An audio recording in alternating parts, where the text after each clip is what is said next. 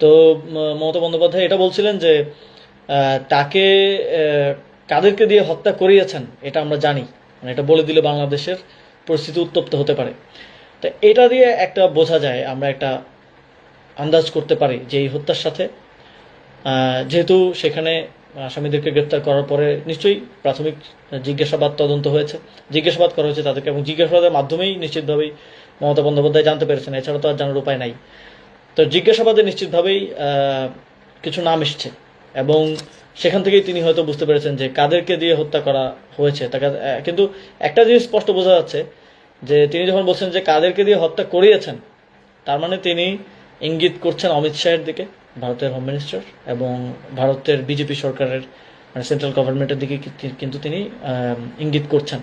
তার মানে এই হত্যাকাণ্ডটা শুধুমাত্র যে আওয়ামী লীগের মাধ্যমে হয়েছে এমনটা না, এটার সাথে ভারতেরও বিজেপির বা আরএসএস এর বা বর্তমান সেন্ট্রাল গভর্নমেন্টের যোগসূত্র আছে। এটা আমরা মমতা বন্দ্যোপাধ্যায়, যিনি তখনকার মুখ্যমন্ত্রী ছিলেন পশ্চিমবঙ্গের, তার বক্তব্যের মাধ্যমে আমরা এটা অনেকটা ভেরিফাই করতে পারছি।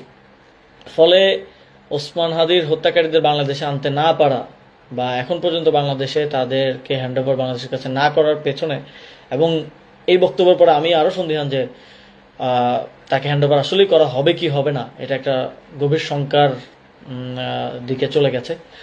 তবে আমাদের দাবি থাকবে যে সরকার, আমাদের দেশের নাগরিকদের এটা জানার অধিকার আছে, এবং অবশ্যই এই হত্যাকাণ্ডের বিচার নিশ্চিত হওয়াটা অত্যন্ত গুরুত্বপূর্ণ আমাদের জন্য,